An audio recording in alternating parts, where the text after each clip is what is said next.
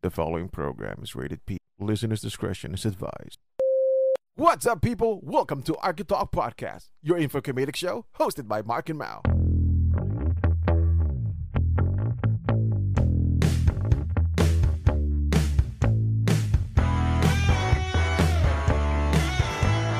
Guys, na okay na to. Ano lang tayo, guys, medyo relax lang naman tayo. Parang kwentuang IR pa lang tayo. So, chill lang. we don't need na maging super professional and everything. So, kasi last time kasi, nangyari kasi last episode namin, pares kami na, inumaga na kami sa office, so bangag kami dalawa. Tapos ang guest namin si Myron, si Myron mo kinakabahan. Nag-relax si Myron, bandang dulo na eh. Kaya tawa ko pag napagang episode ni Myron, intro ni Myron sobrang seryoso.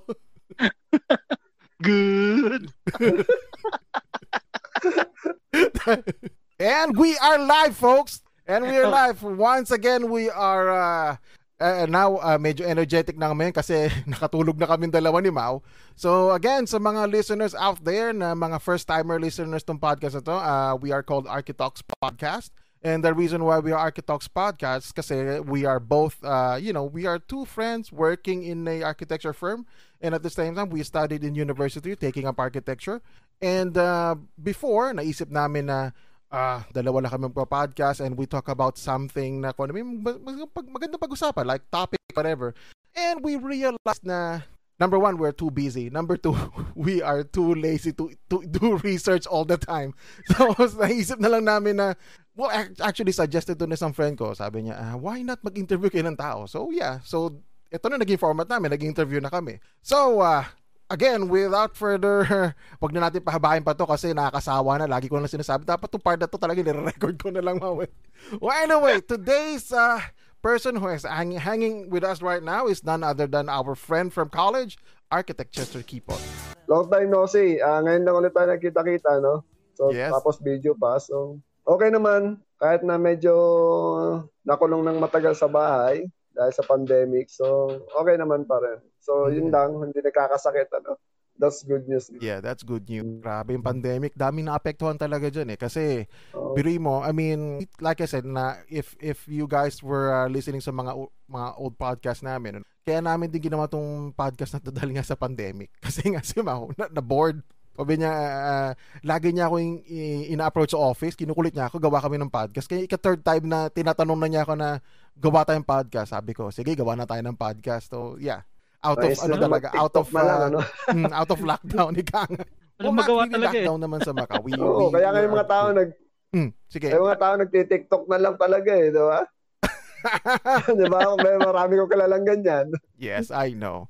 If you happen to listen to our previous episode, I really bash TikTok so much. Ako nga, gumagawa na ako ng video eh. Gawa sa TikTok eh. Kung mga makikita niyo yung mga babae sa TikTok, ako gumagawa ng video na yun. Po-promote ko na rin yun, Nodeflix, panoorin niyo yun. Actually, it's a talent naman talaga yun, di ba? Alam mo kung bakit? Kasi, sabi ko, I try na gumawa din ng mga vlog through sa YouTube, ano. Pero, hindi ko talaga ma-start. Hindi ko alam kung bakit. Siguro, hindi ko talaga siya talent na yung magkaroon ng yung video, make your own video na kung ano yung mga DIY, ano. So, kaya nga nasasabi ko na yung gumagawa ng mga vlog, talent talaga siya. Oh yes, of course. Pero kung ako sa'yo, pre, gawin mo, pre. Kasi kami ni Mark, kundi ko pinilit si Mark, walang architects eh.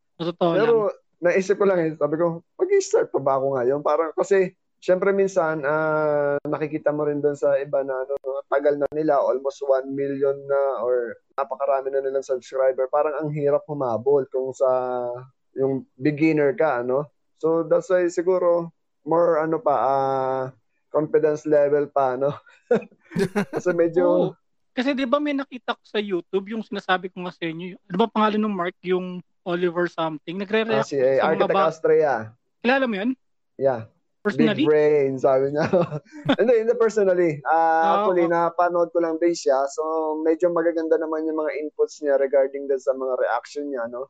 Pero pag tinignan mo yung mga mga previous videos na pag nakita mo, hindi naman talaga siya matagal na yata siyang gumagawa ng video. Actually, gamer siya eh. Tapos nagkaroon siya ng mga reaction doon siya nagkaroon ng maraming viewers, almost millions kada post. Hindi kasi maganda talaga yung feedback niya. For example, magre-react siya doon sa mga vlogger na may nabiling bahay, or kaya nagpa-design ng bahay. So nagbibigay siya ng reaction, tapos hindi naman siya yung bias na binabash niya or what, So nagbibigay siya ng magandang mga reaction doon sa video. Tapos may mga konting tutorial regarding sa architecture, gano'n. So, that's why nakilala siya doon. Yung kay Lloyd Cadena nga, Cadena ba yun? Yes. Nakita ko yung hagdan. Sabi ko, miski rin ako natawa ko, pero good point siya doon na pagkakaano ng hagdanan niya is maling-mali talaga. Na talaga ako. Sabi ko, tama naman, may rasyon naman siya. But ang steep kasi nung hagdanan na yun, at least buti na lang, hindi pa natatapos, pinag-iba na yata ni Lloyd Cadena. Yan yata, okay na yata. Pero follow nyo yun. So yun yung mga trending ngayon, So minsan nakapanood din ako sa YouTube talaga. So yun lang naman mga sinusubaybayan ko kasi bukod doon sa pagtuturo, nakakakuha ka na ng ibang doon, tips. Oo nga pala, professor ka pala, no? Professor. 4 years na ako nagtuturo ngayon. Grabe. Ilang years na? Sumusunod sa yapak ni sumusunod sa yapak ni late architect Leonin. Oo nga, nakakalungkot lang Yeah. Pero ganun talaga eh. I think na rin naman si Sir Leonin, medyo may edad na rin. Old age rin talaga. Yung tinuturo mo sa sa eskwelahan. Ay, saan ka pala nagtuturo? Pwede natin i-sabihin Pwede, Columban College. Olongapo. So ngayon nasa Olongapo ka? Yes.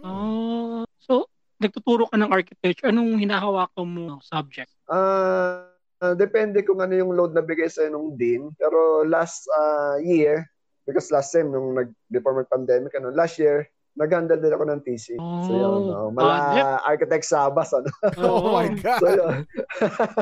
Wait, kasi napag-usapan namin dyan sa meron kami di ba last episode, sabi namin, if ever na makuha kayo sa, maano kayo sa terror teacher, mas doon kayo pumunta kasi nga, mas matututo kayo doon. Isa ka ba sa terror? Ayun, parang ako parang hindi naman. Kasi it's more on kasi ako it's more on friendly approach kasi sa student yung ginagawa ko. Kasi the more na medyo masaya yung environment ng classroom, so mas marami silang natututunan, tsaka mas mas willing sila na magtanong, ano yung mga gusto nilang malaman. So ganun yung ginagawa kong approach. Kasi ngayon napakahirap na rin ng medyo yung, 'di ba, dati tayo terror yung mga prop na nagkaroon tayo. Ngayon kasi medyo mahirap na dahil masyado na ring excuse my word, nagrereklamo na rin yung bata. Especially ngayon. Post sa social media or kaya i-video ka habang nagle-lecture ka, ganyan. So marami silang in other words, I'm sorry sa mga, if ever na-share mo to sa mga estudyante mo, I'm sorry to say this but y'all motherfuckers are starting to act like a bitch. Mga weak ass bitches. No, I'm sorry kayo mga student ngayon, alam kong mahirap nga mag-aral. Nag-student din naman kami, and I know the feeling na tong professor ko terror, or lagi ako binabaksak, lagi ako pinapagano'n. Alam kong nakaka-frustrate yun. Pero sabihin ko lang sa inyo, wala yan. Kapag labas yun ng school, that's the time na talagang, Diyos ko, oh my God, gusto mo nang bumalik ng school. Yun lang yung masasabi ko. Alam ko laging sinasabi na magulang nyo yan na tipong, pasalamat kayo sa estudyante kayo, yun lang yung problema nyo eh. Pag nagtatrabaho na kayo, doon yung malalaman na masarap maging estudyante. And yung mga panahong yung pag sinasabi sa'yo na magulang mo yun, syempre, hindi ka naniniwala kasi iniisip mo, mas maganda siguro magtrabaho na ako para kumikita ako sa sarili kong pera, and stuff like that. Syempre, yung mind mo is medyo rebellious ka pa eh. Pero once na you start working in a real real world, doon mo malalaman na, holy shit, mas masarap maging estudyante. Yung mga thesis na naranasan nyo ngayon sa school, yung mga exam, mga plate na yan. Wala pa yan. Yung mga pagpupuyat yung mga architect student, naiisip nyo, pagdating ng actual work, di ako magpupuyat. Fuck malabo no. Yan. Mas worse pa. Hindi ko naman kayo tinatakot We were just saying yung realidad, the fact na talagang yung ginagawa niya school, kaya nga kaya nga tinatawag na school yan or lesson or study, whatever. Simulation yan ng real life. Pero yun, nakukuha natin sa university, yung mga naranasan natin, it's only a fraction of real life.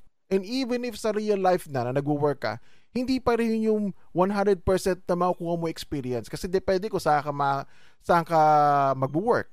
May mga offices na big firm, so iba yung experience na makukuha mo. May mga offices naman na small firm, iba rin yung makukuha mo experience. Diba? So, depende yun kung saan ka mag-end up mag-work. And for me, alam mo, swerte mo lang talaga kung nakapagtrabaho ko sa smaller firm to big firm. Siguro yun yung the best way na siguro mag-gain ng knowledge for you to, to have your own identity as an architect eventually. I mean, that's my opinion lang sir. Hindi, totoo naman yun.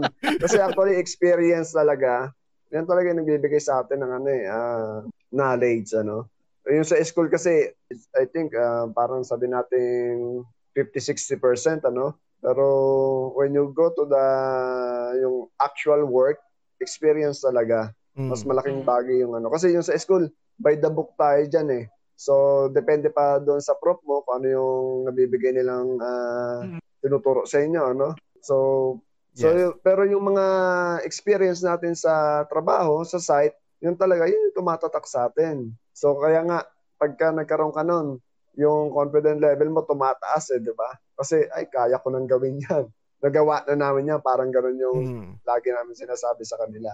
So, yun lagi ang aming sa student na dito sa school, hindi naman lahat matuturo actually. Yes. Pero napaka-basic pa rin. Pero nahirapan na kayo, di ba? Yun ang lagi namin sinasabi. What if nandun na kayo sa actual na, let's say, gera, Talagang gagamitin mo na lahat ng alas mo doon. Pero dun sa regarding sa sinabi ni Mark na magsimula sa small firm na makakit sa sa mataas, kung sa akin, wag kayo umasa na okay, nasa small firm kayo, sasabay kayo sa pagtaas nila, wag. Kasi ang nangyari sa akin, tumagal ako sa isang kumpanya, umasa ako na magkaroon ng posisyon, wala talaga nangyari sa akin. Umaangat na kami, pero ako nandun pa rin sa baba. Alam niyo yun? Given talaga siya.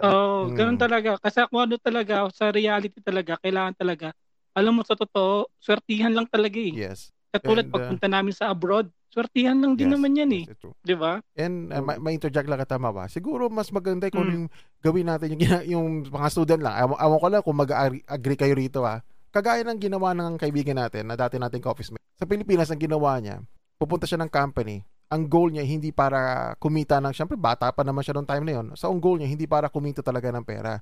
Ang goal niya para mag-gain ng knowledge. So ang ginagawa niya, parang isang company, mag-work sa isang company na yun. Kunyari, anong mang specialty ng company na gagawin niya, mag-work siya doon ng, I think, 1 year to 2 years. After 2 years, magre-resign siya, hanap siya ulit ng ibang company to gain another additional knowledge. So, anong nangyari tuloy, kumbaga, yung time na nag-work na siya sa company namin, meron na siya na knowledge slightly sa structural, sa plumbing, electric, sa engineering or whatever.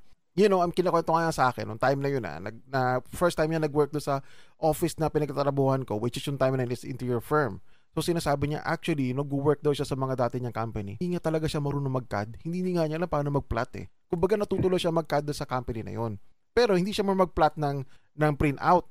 Ang alam lang niya, syempre, after niya magawa yung drawing na yan, kasi engineering firm hindi siya nag-work noong time na siguro yung mga fire escape route or something, yung mga ducting, yun, tama, yung mga ducting layout, yan.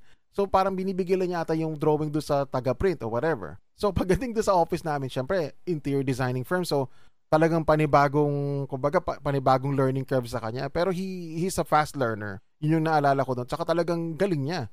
Talagang mas maaga siyang na-promote, kumbaga, kasi nga sa sipag niya, tsagha niya, tsaka talagang abilidad. Yung natawa ko nung kinakwento niya sa akin nung time na, alam mo ba, hindi ako marunong mag-CAD. Proper ng CAD nung nag-take siya ng exam, pero lakasan na talaga ng loob. Pero ang bilis siya matuto. Yun yung doon ako nabilib sa kanya. Na tipong, kumbaga, yung experience siya, aside, syempre, interior firm, so medyo, hindi ko naman sinasabing madali, pero in some way, I think, medyo mabilis na yun kasi kumbaga architecture na yun kumpara naman sa nag-work ka sa engineering na probably I imagine mga less drawing, more computation, di ba? Kasi yung pagdating doon sa interior designing firm, kumbaga pag gagawa ka ng floor plan ng mga elevation section, the way you draw it, kala mo parang ni-rendered pero in black and white. Yun yung style ng ano namin noon pag drawing dati namin ng mga interior elevation eh. So nung time na doon siya nag-work sa amin, I must say na-impress ako doon sa ginawa niya na ganun pala ang style niya. Kaya alam mo yun, pag tinatanong ko siya, ang dami na sasagot. Sabi ko, hindi ko alam yun na. So I mean I'm just saying, I'm not saying that is the right approach, but I'm just saying na siguro eventually after this coronavirus pandemic, ayan, and kunyari kung talaga ang goal mo talaga is to gain knowledge rather than earn money, siguro yun yung the best way. I'm not saying it's right.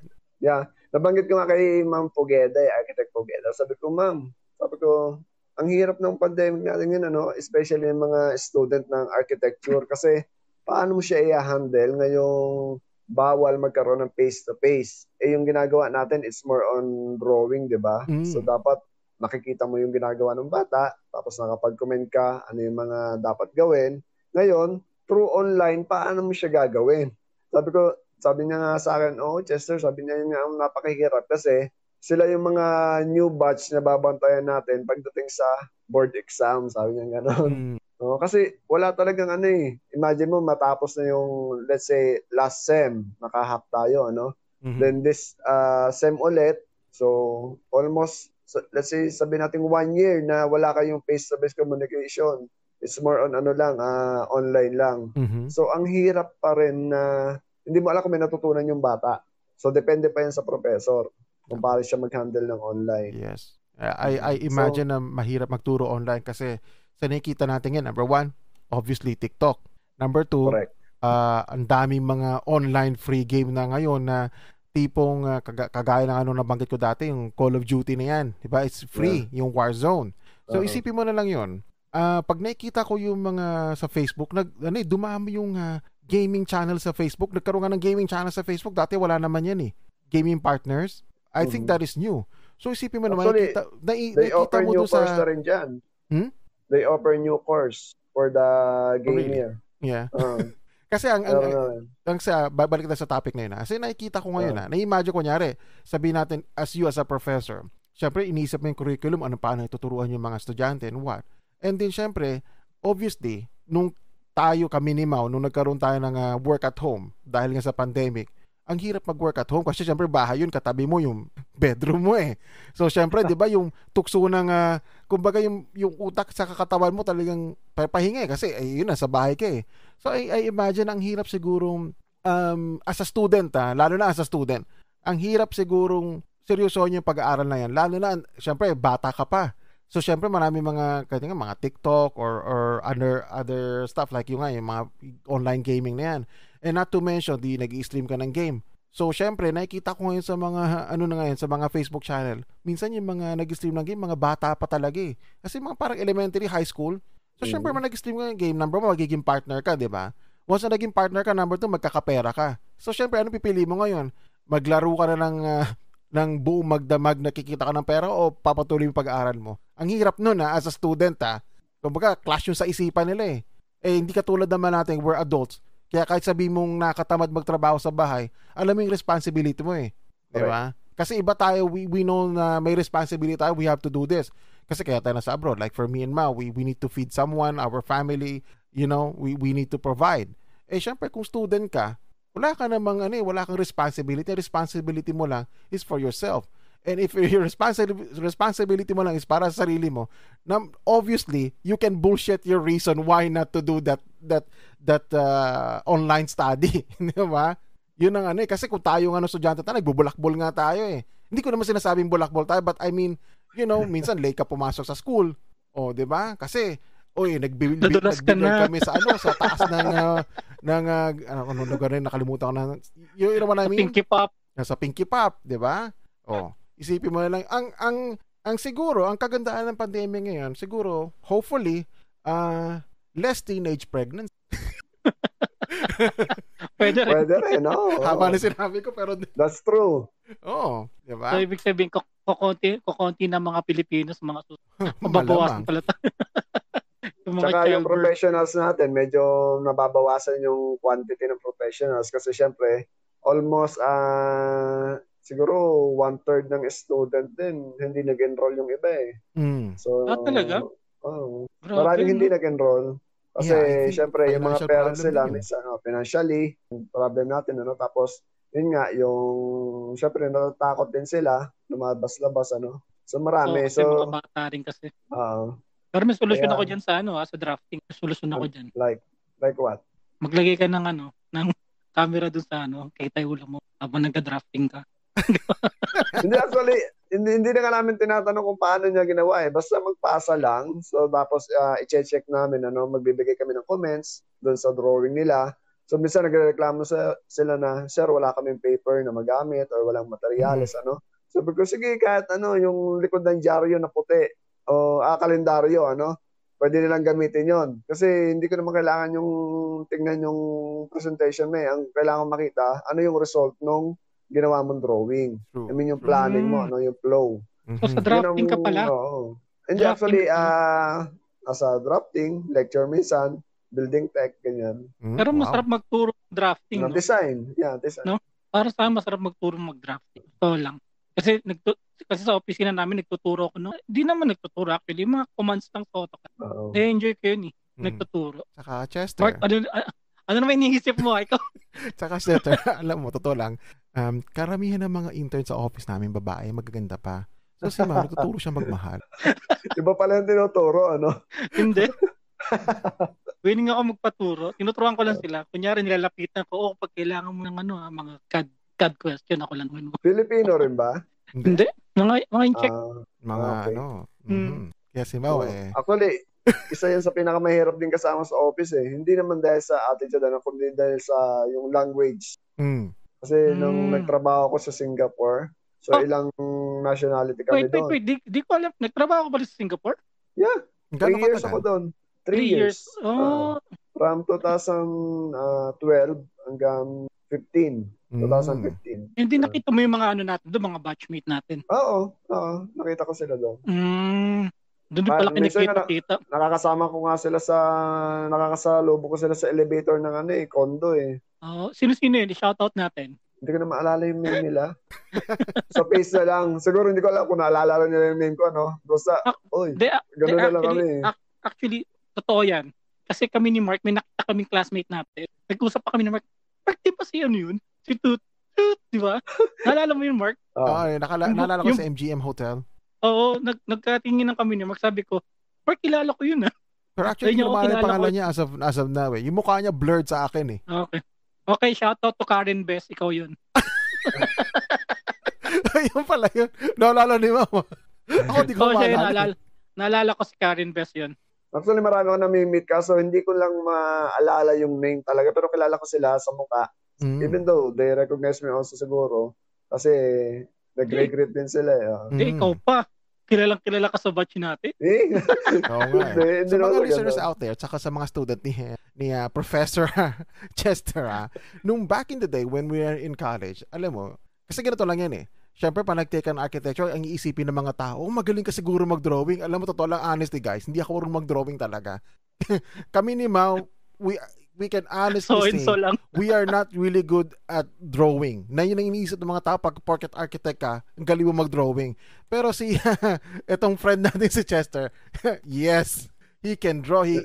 Back in the day, naalala ko, pagka nakikita ko yung mga gawa mo talaga, natutuwa ako kasi nga, kami nga ni Mau, monochromatic drawing, pencil, or basta black and white, right?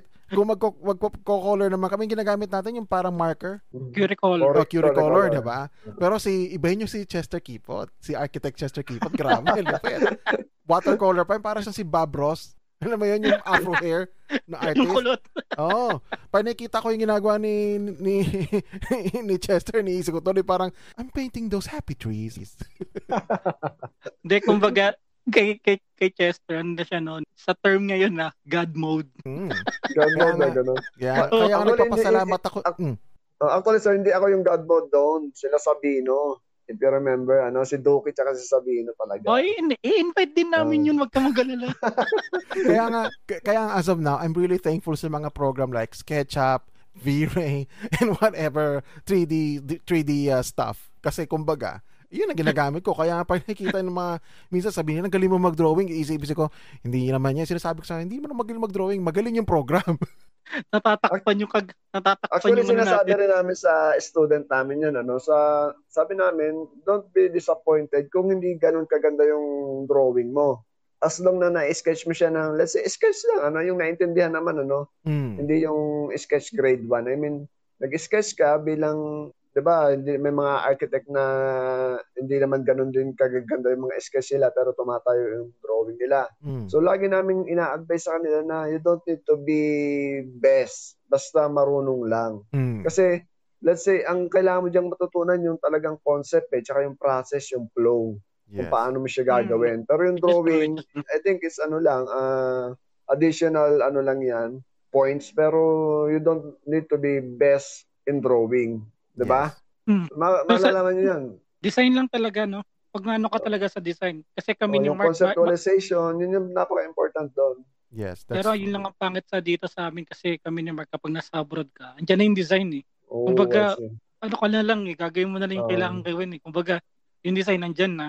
Parang si Mark, di ba? Andyan na yung design. Pero may natututo pa rin kayo, di ba? Kasi syempre, ikaw yung gumagawa doon sa, ikaw yung gumagawa ng design, di ba? So, nakikita mo na, pwede pala to. So, maybe kung nagkaroon ka ng sarili mong project, pwede mo siyang i-apply. Yeah.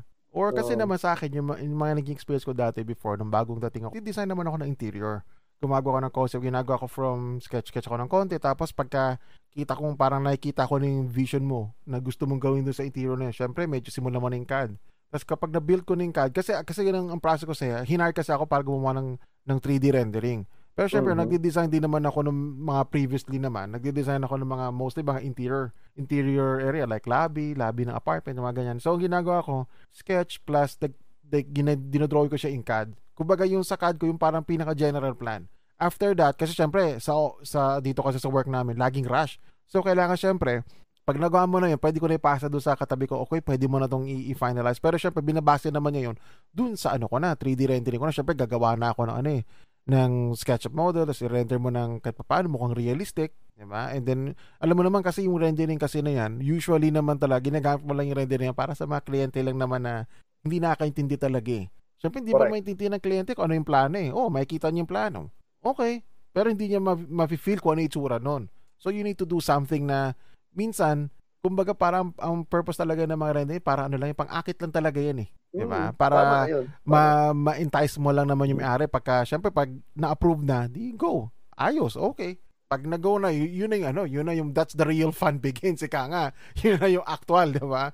Kasi yung mga rendering na yun, wala yan eh. Kumbaga, 90% din nun, parang bullshit lang naman eh. Hindi ko naman sinasabing bullshit yung rendering. I'm just saying na, for the purpose na parang, lang yan eh. Para lang talaga ma-entice mo yung may-ari eh. Ma-convince mo ba na ito yung ganito yung magiging itsura. Pero syempre may times na kahit naman sa perspective natin nung time na tuturuan tayo paano mag-perspective sa school, 'di ba? Sa drafting, sinasabi nga ni sino ba tong professor natin sa Sir Kison? Yes, that's right. Bilbao? Kumbaga yung 'di ba namin, kumbaga yung mga perspective minsan hinihilot natin 'yan para lang gumanda lang itsura.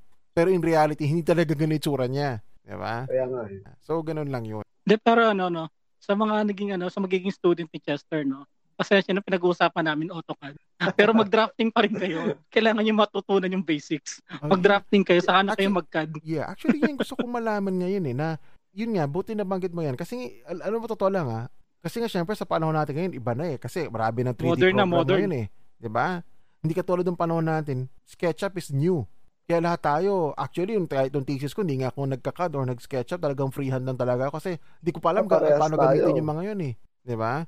So ngayon, iniisip ko, since na ayan nga, may mga program na, paano yung mga student ngayon? Kumbaga, yun nga, gusto ko malaman talagang, meron pa bang nagda-drafting na student na magaling mag-drafting o magaling mag-free? O talagang lahat inaasa na sa program na lang sa computer? Actually, ngayon pa rin, almost, I can say 98% pa rin ng student, yung mga nag-student ko, magagaling talaga mag-drawing. Oh, good! So, nice. Yeah, so that's why ang nga nila, yung minsan, dinadaan lang sa drawing. So sabi ko, huwag yung idaan sa drawing minsan. Kasi ang architect, hindi mo kailangan ng lahat aesthetic, Andiyan dyan yung functional din dapat. Yun ang mga nalilimutan nila pag nagde-design. Kasi ang nasa thinking kasi nila, porket maganda yung drawing mo, maganda yung hagod ng lapis mo, or yung ink mo, mataas na yung grade niyan. So minsan nakikita nila, sir, bakit po mababa yung grade ko? Pagka nagtatanong sila. Sabi ko, hindi naman siya mababa. Pero compare mo kasi dun sa isa, maganda yung gawa mo, pero yung functionality, yung flow ng design, yun yung tinitingnan, hindi lahat yung aesthetically, di ba? So naiintindihan naman nila, explain mo na sa kanila ng maayos. In other words, natatawa lang ako nung Mark. In other words, Okay. sino channel ni Chester yung inner Leonin. Hindi, natatawa lang ako, no? Nung sinabi ni Chester na 98% daw na estudyante yung nag-freehand. Wala man kami dalawa ni Mark yung 2%. Ay, grabe lang. Pero totoo yan, sir, diba? Hindi naman porket magaling ka mag-drawing, okay kang arkitekto, diba? So, not all architects na, marunong, pero hindi naman ganun ka, let's say, sinasabi natin na master, halimaw, diba? Lahat naman, marunong mag-drawing, pero you don't need to be best. Kasi may gagawa para sa inyo, eh. Hindi, sa akin lang, no? Pag feeling ko, ito, ako ko lang kung masasabi mo to sa mga estudyante mo, no? Siguro after graduate, fate na, hindi naman fate, eh. Kumbaga, may magdadala sa'yo kung saan ka dadalhin ng architecture. Eh. Totoo yun, eh. Diba? Kung saan kanya dadalhin. Kasi pwede kang mapunta sa maliit na firm, marami kang matututunan, pwede kang mapunta sa malaking firm na malaking sahod, pero yung natututunan mo, konti lang, di ba? Depende na talaga kung anong magiging diskarte sa'yo ng buhay, eh. Actually, bro, ako, after nung graduate tayo, hindi ako nakapasok sa any architectural firm. Oh, talaga? Nag-start ako sa Gonuts Donuts, tapos napunta ako sa Sterling. Gonuts Donuts is more on kiosk, di ba? Yung mga donut, yan. Tapos Sterling. So, notebook yon. Doon yung Sterling kasi, meron rin silang mga shop. So, yun yung mga ginagawa namin. Mga Mark 1 yan. So, department store, napunta rin ako doon. So, after that, tsaka pala ako ng project management. So, wala nang drawing yon. It's more on site. So, hindi ko masyadong nagamit yung drawing. Pero tanong ko lang Chester, nasa iyo pa ba yung skills mo? You still have it? Wala na. Wala na? Lahat. Oo. Paano nawala? Kasi, pre ko pinakamalapit sa kasi nakasama kita sa design, pre. Ando doon pa siya, pero kung iano mo siya doon sa mga na-practice talaga, hindi na ako ganun ka-confident. Ando doon pa rin siya. Yung Wednesday wala na, hindi na ako yung pwede makapagsabayan sa mga bata ngayon, Kasi mga bata ngayon ang gagaling, eh. Siyempre, ang parang naging practice ko na kasi ngayon is more of project management. How to manage people, so yun. Yun ang isa sa napakasarap ding matutunan. Kasi sa natin, sa design natin, kapag tumirada ka ng design, ibang klase, thesis skis pa lang, grabe na. Nakakatapos ka na ng design, eh. Talang kami, skis pa lang, sa plano pa lang, eh. Hindi, maaga ko lang siguro nag-get, sir. Sa mga listeners out there, actually, let me interject. Sa mga listeners out there, kami ni Mau, kami yung talagang how a student should act, a normal student, yung tipong before 3 days nung gagawin yung plate. Ganun kami. Hindi katulad ni Chester siguro. I don't know, but the way I see it, of course, yung mga pinagkagawa mo dati mga presentation, it took time to do it. So I think you do it earlier than us. So talagang correct. In other words, kung talagang pagiging professor mo, it's not a question. Talagang siguro yun nasa yung quality na how to be a professor. Kami we can't do that shit. Thank you. Yes. Hindi, actually, I remember noon sa design, once na, di ba, ngayon, binigay ng prof natin yung design problem, habang nagsasalita siya, iniisip ko na anong presentation na gagawin ko. Ganun kasi ako ng student. Then pagdating ko sa bahay, gusto ko dinodrawing ko na. Di ba, after no class natin, diretso na ako ng National Bookstore noon, mamimili na ako ng gamit, ng ganyan. Tapos pagdating sa bahay, ini-start ko na yon. Yeah. Kasi ayoko nung nagmamadali. Yes. Ay, ano ka talaga? Wala kami ni Mark, parang, ba tayo, Mark? Pagkatapos ng wala. Bahay, PlayStation 2. Pero, ang masasabi ko lang sa mga potential student na nakikinig nito, yes, inaamin ko ganun kami dati. Pero nga, yun nga sinasabi ko dyan, syempre, student ka eh. I think that is like a student, mga normal student, siguro ganun talaga mag-isip. Diba? Kasi syempre, bata ka pa, raging hormone, alam mo na, you want to do a lot of stuff, right? So, correct. Siguro, like I said now, if you're working in a real world, ito na, hindi ka na student, you're actually working in a real job. So, kumbaga, Now, it's different. Pag binigay na sa'yo yung task, gagawin ko na agad to. Kasi nga, ayaw mo mapagod eh. Tsaka kumbaga yun nga, like I said, meron ka ng real life responsibility. Unlike no student ka, ang responsibility mo, sarili mo lang naman eh. You can always bullshit yourself, your reason why not to do it. So, masakit yung kamay mo, whatever, you know. So, yun ang ano eh. Yung kumbaga, ganun talaga ang mga student. Kaya nga, kung kay Chester, it's like, hindi naman ko sabing one in the million. Of course, there's a lot of guys like you naman. Pero sinasabi ko, kumbaga, in ratio siguro, in percentage-wise, napaka-konti ng percentage-wise na after lesson, bibili agad ng mga staff para to do the work. You know? Pero Mark, to be honest, no, iniisip mo, sana ganun tayo dati, no? No? Kasi alam mo, pag nakakausap kami ng mga ganyan tao, inisip na lang namin na sana pala ganun ginawa namin. Yes. May Nagsisipan ba kayo ngayon? Of course, meron pa rin mga regrets. Alam mo na, napaganda sana namin yung design namin, pero alam mo, hindi namin nagawa kasi tinira lang namin ng 3 araw na puyatan. Di ba? Papaganda saan? Yeah. Which is yun nga, na ito as hindi naman sa as experience namin ni Mawa. Now, kapag nag-work ka na sa real world, ikaw na yung tipong gusto mo agad tapusin yung work mo kasi alam yung responsibility. Pero pag nagkaroon ka naman ng amo na papetex-petex, yan ang problema. Yan ang problem, like kami ni Mao. That's kumbaga yung boss naman namin, the way he work, the way he do things is like a fucking student. Parang kami lang din ng estudyante. Kaya yung frustration namin, kumbaga talagang pressured, di ba? Sorry for the foul words, guys, pero fuck it. Puta, pare-pare sa matatanda rito. College students na kayo, no? Of course we're gonna say shit like this. But I mean in a way, I hope you sa mga potential listeners na student ni Architect Chester right here. Kumbaga, alam ko mahirap maging estudyante, tipong yung sipag at tiyaga na yan. Sipag at tiyaga. Mahirap talagang i-achieve yan as a student. I'm telling you right now, mahirap talaga yan. Hindi ko sinasabi madali. Kumbaga ngayon kunin ko lang kunin the way si Architect Chester, the way na paano niya gawin yung mga plate nung panahong estudyante siya. That's now we do our job. Na pagkakuha ko ng project, gagawin ko na agad yun.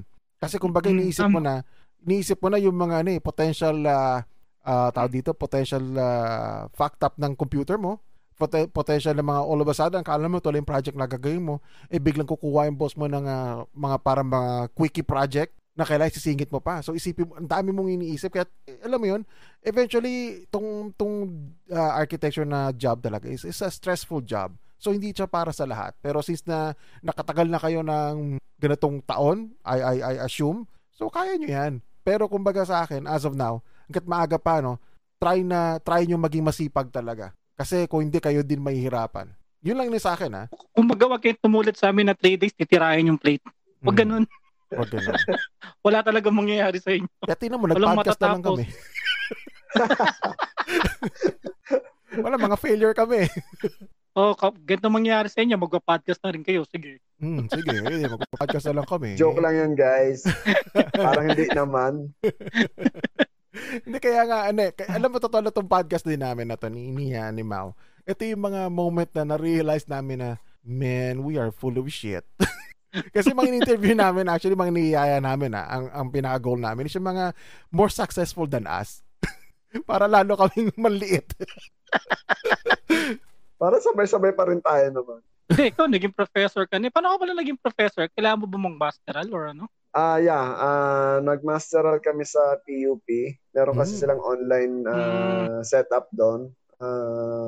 Construction management. So, 5 SEMs. Yun.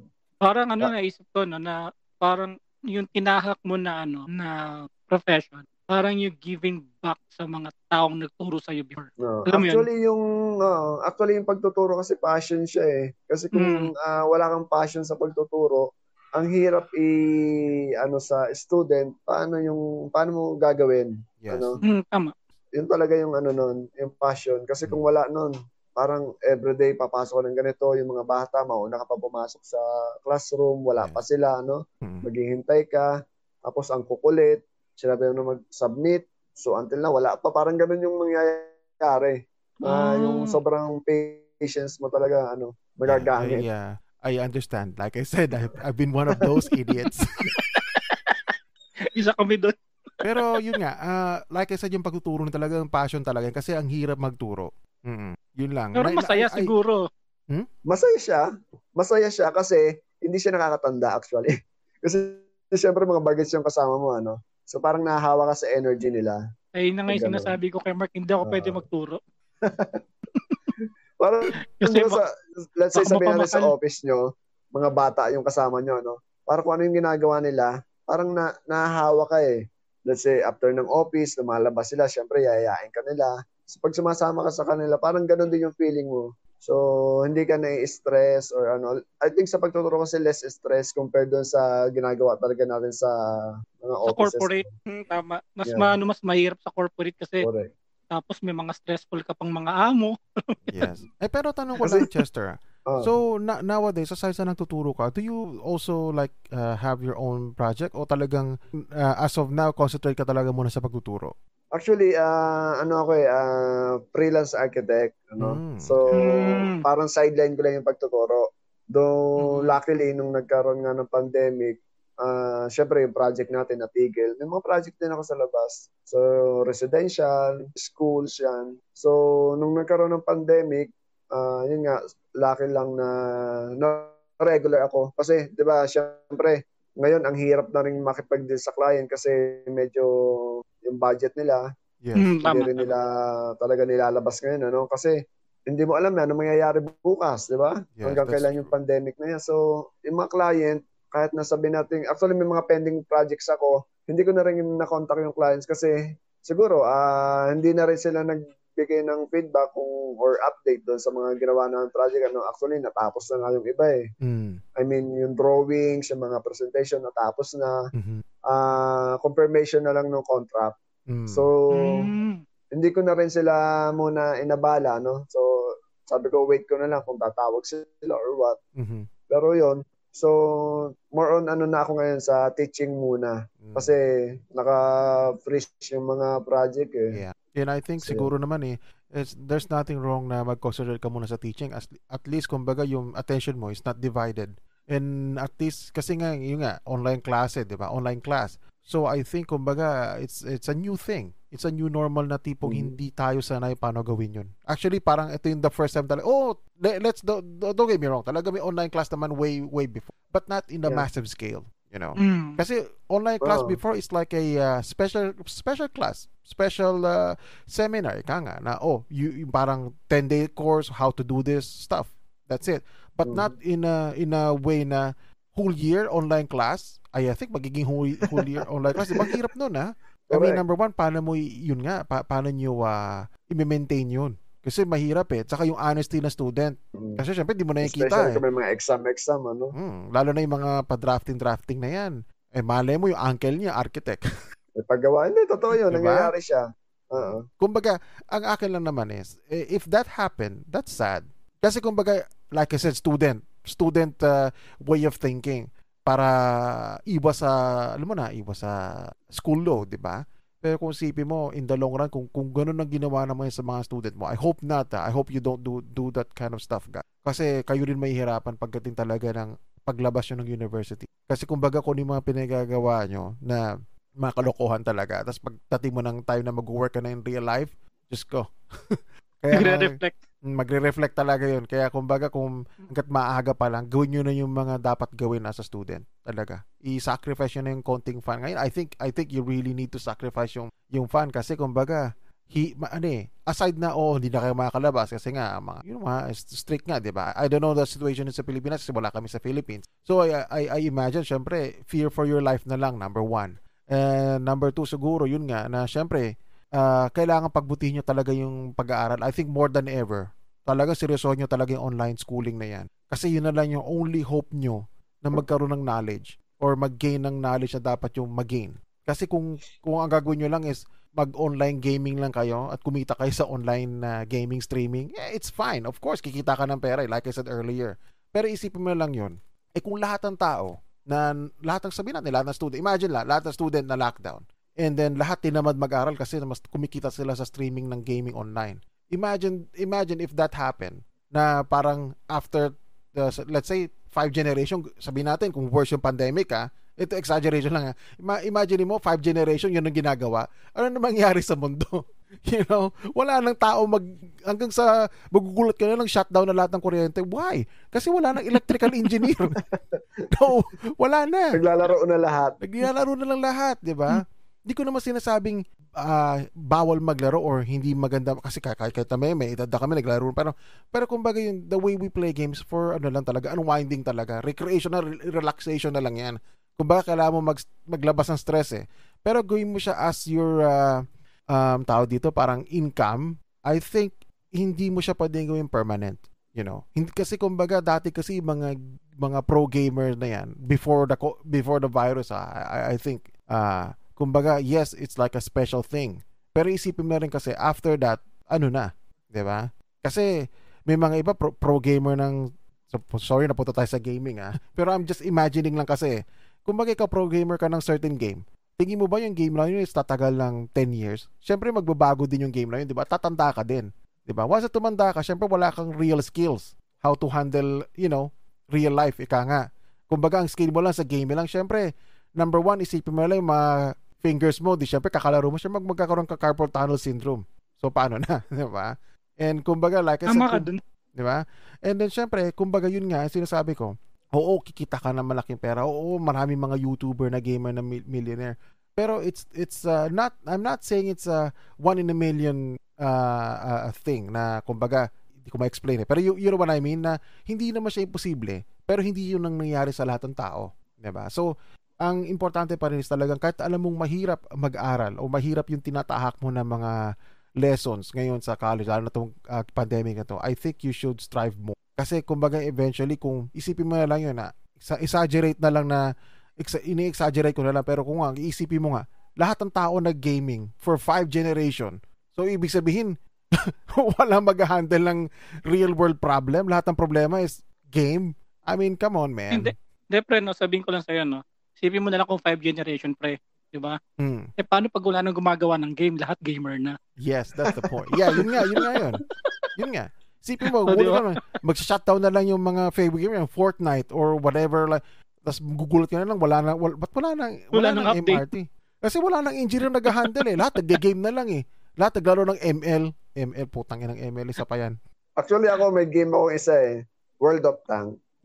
Oo, yun lang yung after ng ano ba yung batch natin na Counter-Strike Yes. Yun yung sikat noon. I never played that. After that, nakapaglaro ko na. After that is yung World of Tanks na. Yeah, I played for almost 6 years. Yung account ko, yeah. Nung nasa Singapore pa ako noon pero professor ka naman So, minsan sabi ng anak ko ang lalaki, "Daddy, why you always playing?" Sabi niya.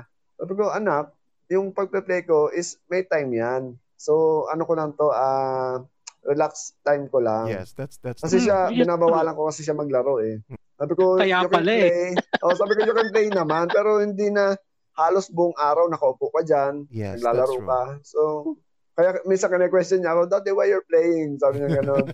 Sabi ko, minsan lang to, sabi ko sa kanya, kasi minsan tulog siya, tapos makikita niya ako naglalaro ako. So, natapos ko na yung mga work ko, doon niya lang ako makikita na nagising siya tapos naglalaro ako. Iniisip niya, maghapon din ako naglalaro.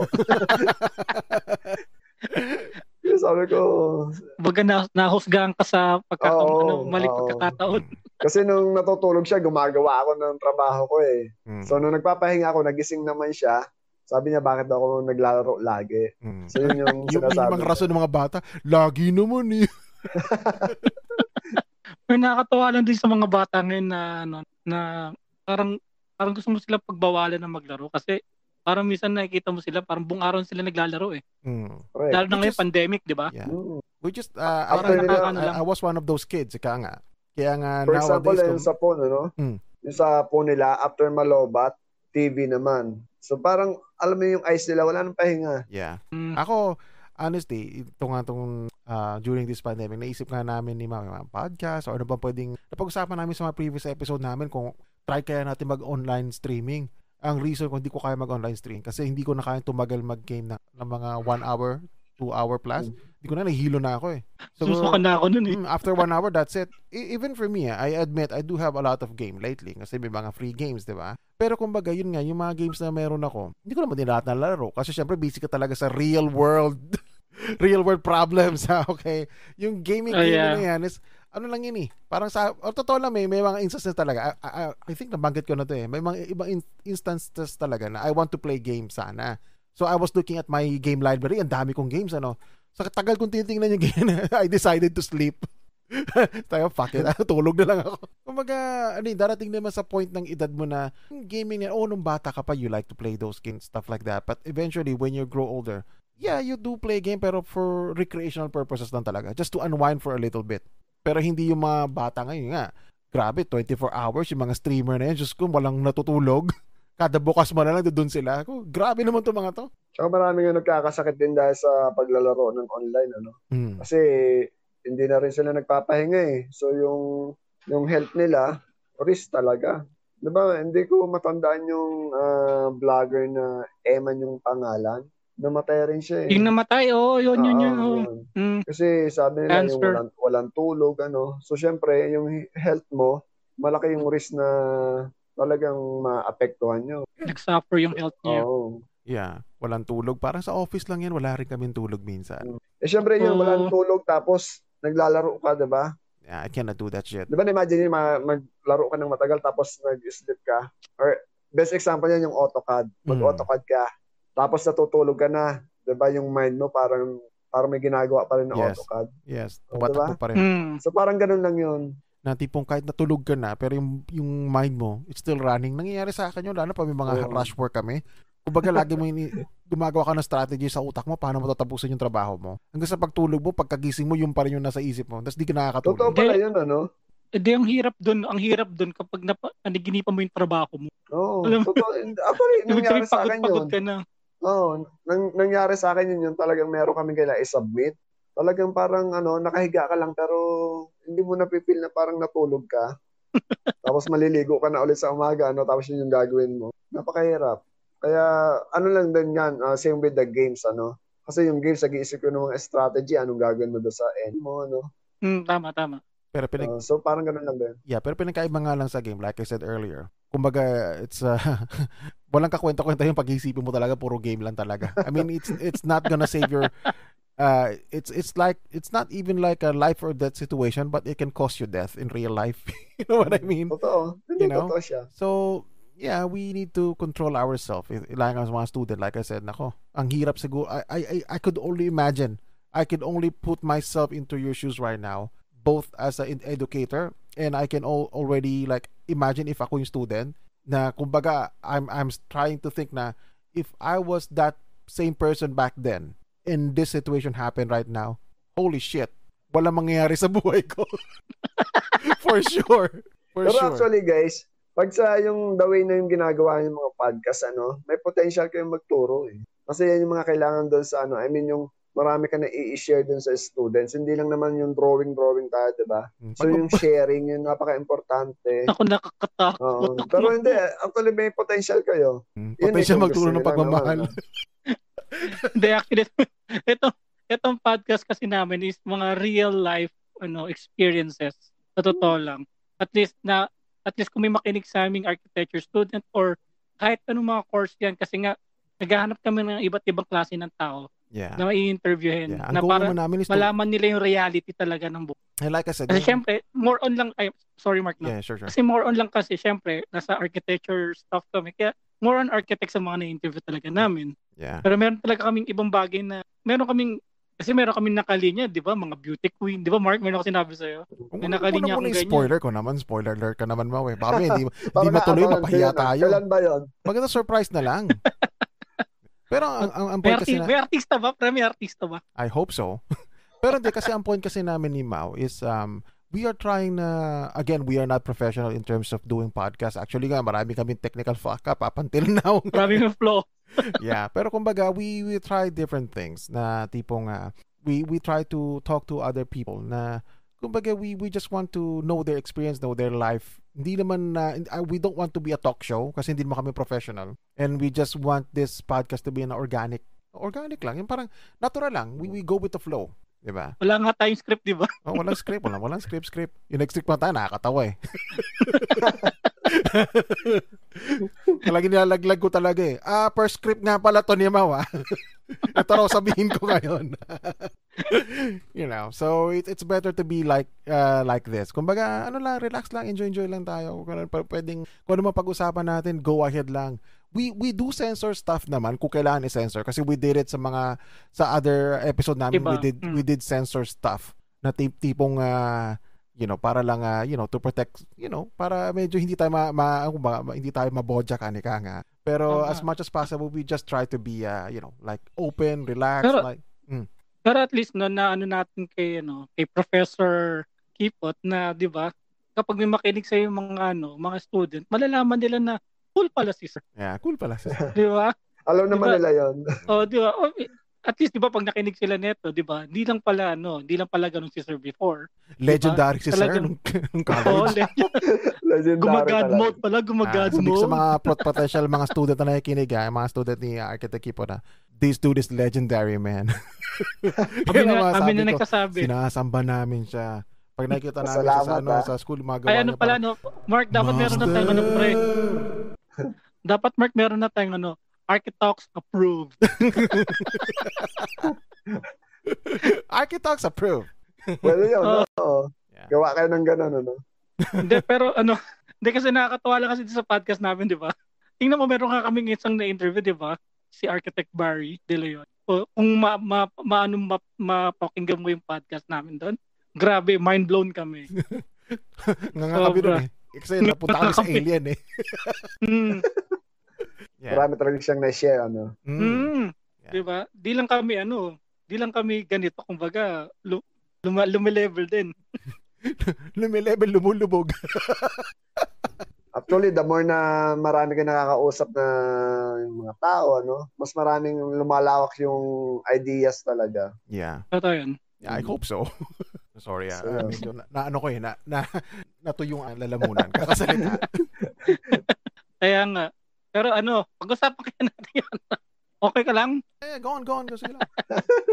Hindi, yung di ba nangyari sa'yo, Chester Valley, nag-abroad ka, tapos pag-uwi mo sa Pilipinas, nag-masteral ka kagad?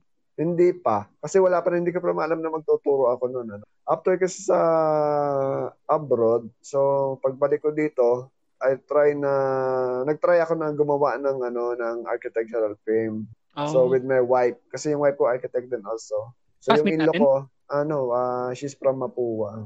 Mapua siya. So na-meet ko siya doon sa last office na pinasukan namin before I go to Singapore. So ako sa project management, siya yun sa design. So syempre, lagi kami nagkakasama sa projects. So yun, hanggang na-develop doon.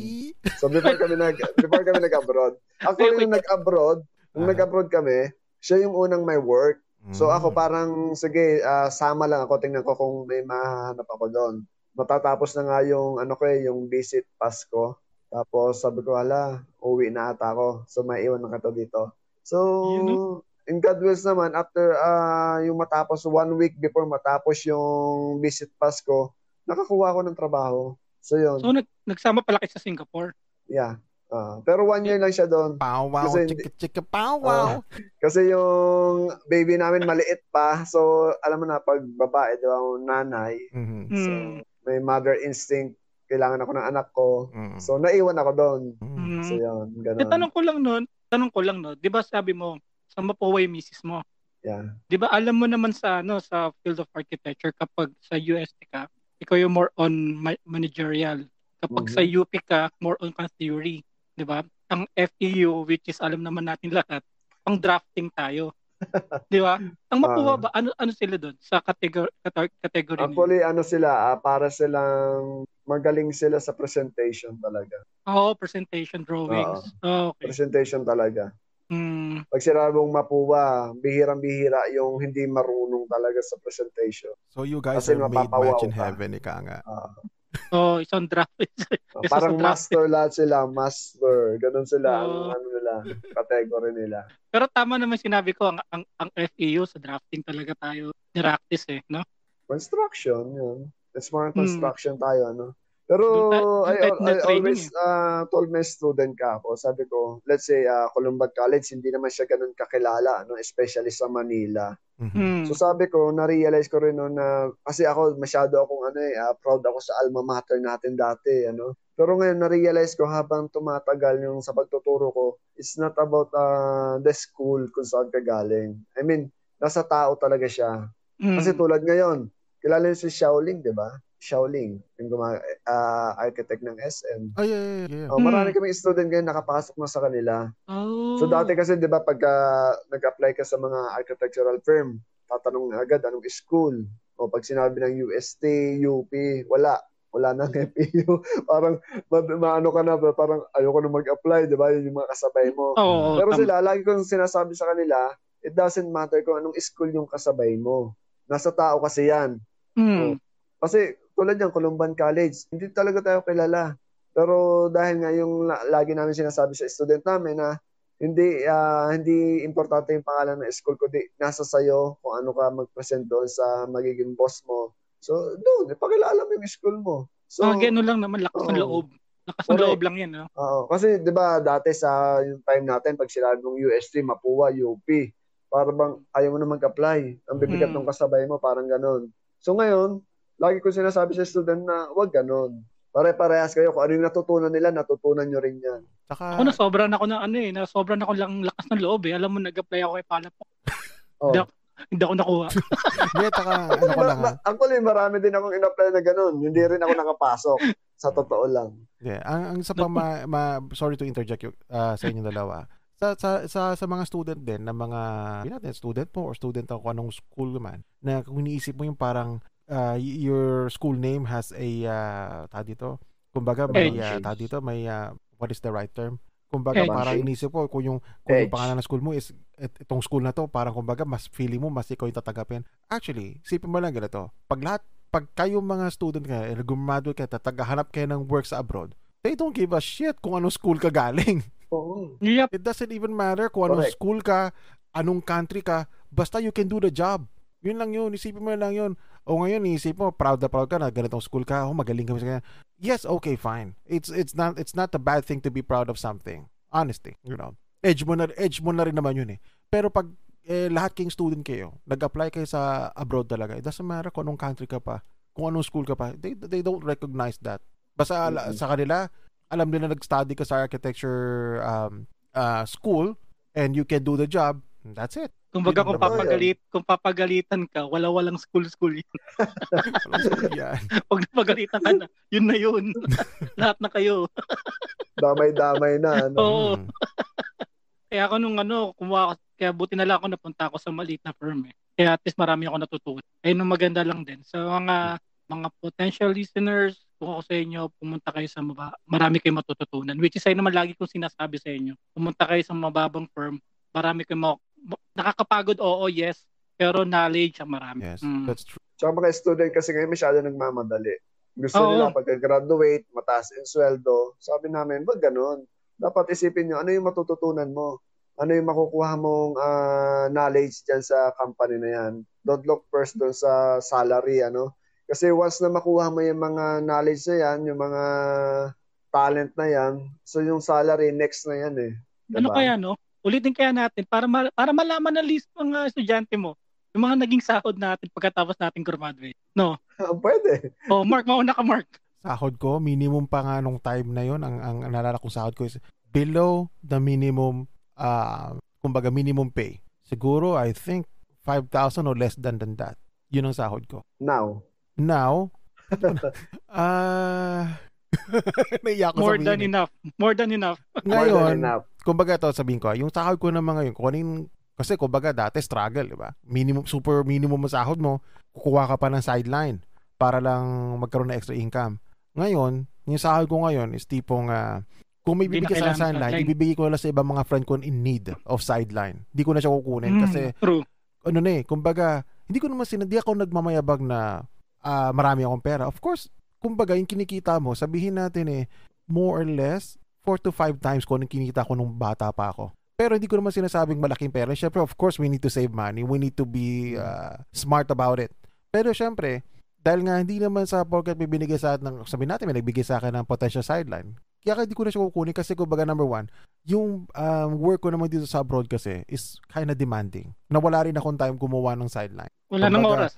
Kumbaga hindi ko, tsaka kumbaga syempre, let's face it, kung ang sideline mo is nanggagaling sa Pilipinas, syempre ibabayad sa'yo magkano lang naman. If you convert it to, actually kahit hindi mo pa i-convert, talagang hindi ko masabi hindi worth it. I don't want to say something na masama pero kumbaga imbis na gawin mo siya, ibigay mo na lang sa ibang tao na nangangailangan ng sideline talaga. Kasi kumbaga sa akin, I'm more than contented sa kung ano yung kinikita ko. Tsaka I think by this time, deserve ko naman na magpahinga sa bahay. Yun lang naman yun. Diba? Magpahinga at maglaro. I'm not actually, like I said, not actually playing, but more on kapag dito sa bahay, talaga, rest mode talaga. Kasi kumbaga, sa office namin, usually, ito yung realidad. I work, let's say, 8:30 a.m., call time ng work. And sometimes, usually, ang totoong finish ng work namin is 5:30. But our office is always busy. Lagi kaming nag-overtime. So, minsan, umabot kami ng 9:30 ng gabi. So, syempre, kumbaga, pagod ka na nun. Tapos pag minsan may mga time pang uwi ka na mga 11 or worse kapag may deadline ka, uwi ka na maaga na. Syempre kung mayroon kang sideline, syempre kumbaga hindi lang naman sa pocket sideline na hindi mo siya pwedeng baliwalayin kasi sideline. Hindi naman ganoon yun. Syempre kumbaga mayroon kang responsibility. At syempre nakakahiya naman sa taong tinanggapan mo ng sideline tapos di mo matatapos yung sideline. Syempre may ipit din naman kung sinong architect yung nag-ask sa'yo ng work, di ba? Kumbaga kung di mo siya kayang panindigan, ibigay mo lang sa ibang taong kayang panindigan yung sideline na yun at kailangan pa nila. Diba? So, kumbaga parang wag nyo rin kalimutan na kung kayo, sabihin natin, nag-graduate na kayo and you have, of course, di mawawala yung mga friendship from college. Siyempre, mga connection pa rin naman kayo. You guys need to help each other and be generous. Yun lang. Kasi kumbaga, alam kong, kumbaga, siyempre, baka isipin nyo lagi, competition You know, hindi nawawala sa isipan ng tayo competition and success. I mean, doon na yun. Pero syempre, kumbaga, don't be greedy. Yun na lang siguro yung, in short. Don't be greedy. Kung talagang hindi mo kaya, it's fine. You give it to someone who is in, and kung talagang tingin mo na mas magagawa pa niya ng mas maayos yun dahil mas, kumbaga, yung focus niya, mas ma-focus niya Diba? Kasi kumbaga, kung gumawa ka ng silent na tipong towards them, magiging basura yung gawa mo. Syempre, masisira pa ang halan mo, diba? Yun lang yun. Tama. Diba? So, if you cannot do it, then don't do it. Yun lang. Okay, siya naman. Si Professor. Ako, after graduation, nung salary, nung actually kasi, sa totoo lang, mas mataas yung salary rate ng mga commercial compared doon sa architectural firm. So, though minalas ako na hindi ako makapasok sa architectural firm, hindi ko na naman pinagsisihan yun. Kasi after nung graduation naman, yung salary ko, nag-range agad siya ng 10,000. So, 10,000 agad, Then, after that 10,000, siguro medyo naumay na ako doon sa trabaho. So, I don't care about doon sa salary. Ang naghanap ako ng something na sabi ko, medyo nagsawa na kasi ako doon sa ginagawa naming work. Sabi ko, I need a new environment. So, may nag-offer sa akin yun sa Sterling. Sabi niya, 18, bigay ko sa'yo. After 1 year nun, After 1 year. Doon sa Donuts. So, sabi niya, 18, bigay ko sa'yo. So, nag-asa ko sa boss ko. Sabi ko, ma'am, meron kasi akong offer sa akin na ganito. Sabi sa akin ng boss ko na hindi nga daw niya kayang ibigay yon. So, sabi niya, pero sabi niya, kung you can stay naman, baka after mga ilang years, baka makuha mo din. So, sabi ko, medyo na nga rin ako, naghahanap ako ng new environment, So, sabi ko, sige po ma'am, pag-isipan ko. Though, ginrab ko na rin yon. Then, after ganon, siyempre, tumaas na ulit dun sa project management. Kasi, siyempre, yung project management, hindi ka na, iba na yung hinahandle mo. Hindi na is more on mga drawings, mga, diba? So, nag-handle ka na ng tao, mas malaki yung bigayan doon, sa totoo lang. Kasi project management, hindi lang client yung kausap mo. Ultimo yung supplier. Supplier, trades, yung mga different department from your offices, diba? So yun, lahat kausap mo yun. So ang hawak ko lang lagi telepono. Ito, tawagan mo sa ganyan. Kailangan supply ng ganyan. So monitor mo lahat yung mga budgets, yung mga schedule. So yun yung ginagawa sa project management. Kaya medyo yung malaki yung responsibility. So mas din yung salary mo syempre. So bukod dun sa salary, meron kaming pag natapos na yung project, meron kaming tinatawag na yung parang Incentive. incentive na nakukuha doon. So mas malaki siya. Siguro mga pinakamaliit nun 100,000 isang project. Wow. So yung isang project ngayon ginagawa lang namin 2 months. So kung mas mabilis pa, syempre mas maliit yung Sa labor. nagamit mo. Mas malaki yung nakukuha mong incentives doon. Then nung nag-abroad, alam naman natin yung salary sa abroad, medyo mas malaki din compared to sa Pilipinas, Yep. So yon. So marami nagtatanong, sir, bakit ka bumalik ng Pilipinas kung maganda yung salary mo abroad? Sabi ko, actually, maganda yung salary ko doon, pero mas mas pinili ko yung family. Kasi 'di ba, nag-family ka tapos ang layo mo naman sa kanila. So parang yun yung may personal opinion para sa akin lang yun. So, doon nagtagal ako ng 3 years doon Sabi ko, sige, I choose na lang yung uwi na lang ako. Kasi yung anak ko, minsan uwi ka, hindi ka kilala. Parang lalapitan mo, ayaw sa'yo. Parang nakakalungkot sa side na nagtatrabaho ka, maganda yung salary mo, pero yung anak mo, parang malayo sa'yo. Malayo sa'yo. So sabi ko sa wife ko, pwede ba umuwi na lang ako? Sabi niya, sige, dito ka na lang din mag-work. So ngayon, sabi niya, sige, magtayo tayo ng firm, siguro. Yun nga. So nag-try naman kami, mga 1 year siguro, nag-try naman kami, may pumapasok naman ng mga project, pero hindi rin ganun kadami, para, syempre, marami kang needs na dapat na ayusin. So, yun, hanggang nagturo na ako. Doon sa pagtuturo talaga, yung salary, hindi usapan. Kasi as in, napakaliit talaga ng salary. Passion talaga yung pagtuturo. So pag nagturo ka, hindi mo siya masasabi na talaga, bread and butter mo talaga. So kailangan may sideline ka. Kaya dati 'di ba yung mga prof natin sa FEU, sabi nila, sir, magkano salary mo? Pang-gasolina lang daw, sabi nila, Totoo naman. Pero I think doon sa university sa Manila, malalaki yung salary doon compared doon sa province. Sabagay may budget kasi sila sa ganyan. Yes. Especially mga kilalang university, yun talagang malalaki. Tsaka maganda yung benefits. So ayoko na kwento sa akin, pre. So dito talaga, passion talaga ang labanan. Not the salary. Nakikita ko na sa'yo talaga yung passion. Tsaka sa mga student ni Architect Chester, pakabait kayo Huwag kayong pasaway. Pasaway, Diyos ko. Nakita nyo na yung pasaway, yung kausap niya ngayon. Oo, kami dalawa, pasaway kami ng estudyante. We embody those kind of people, kind of students. We are them. Pero after that, pagdating mo sa real world na, we are striving to be here, to be your professor. But it's kind of too late in some ways. So, yun lang yung masasabi ko. Ay, sa akin lang, nung sa mga magiging listeners, yung mga student ni Architect Chester. So, first, unang trabaho ko, sumahod ako ng 1.5 for 10 days. Imagine, 10 days, sumahod ako ng 1.5. Paano pa kaya pag isang buwan? So, 3,000 lang yun. So, nakuha ko yung 1.5, lumayas na ako sa kumpanya na. Buti naman, may sumalo sa akin isang kumpanya na sumahod ako ng 10,000 doon. Siyempre, of course, sa 10,000, yung mga kaltas-kaltas pa yun, di ba? So, magkano lang ang take home mo talaga. So, ang nangyari lang sa akin doon, tumagal ako doon ng 5 years out of umasa ako magkaroon ng posisyon. At ako naman, nagkaroon ako ng knowledge, kumawak ako ng mga projects, nakapag-awak ako ng isang 4-story na industrial building. Diba, naranasan ko rin magtrabaho sa mall sa ilalim ng escalator. Alam mo paano gumawa ng doon. Kung paano ka makipag-handle, makipag-usap sa project manager ng di ba? Building admin. Building admin ng isang mall. Isipin mo na lang. Kaya kung talaga sa mga estudyante, talaga, kaya tayo nandito sa larangan na to, passion lang talaga yan. Hindi tayo sa pera. Pero syempre, huwag tayo magpaka-hipokrito, di ba? Kailangan natin yun. Pero kailangan natin magsimula sa buhay. Siguro kung tsambahan na lang, kung may makuha kayong trabaho na na malaki, mabuti yun. At least meron kayong salary na mataas. Pero sa atin, okay. Sorry to interject lang.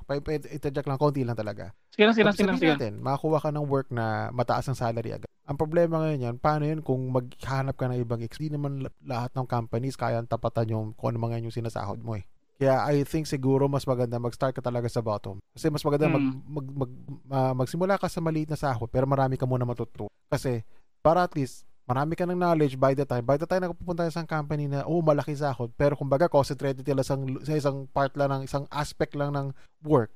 At least you will not feel a little bit like bored. Kasi kumbaga, boredom yun kapag ka nagsimula ka sa mataas sa sahod, tapos, may pera ka, pero paulit-ulit yung ginagawa mo. Pangit naman yun as a experience. Mas maganda, doon ka sa maliit na sahod, pahirapan ka nila, pero marami kang matutunan.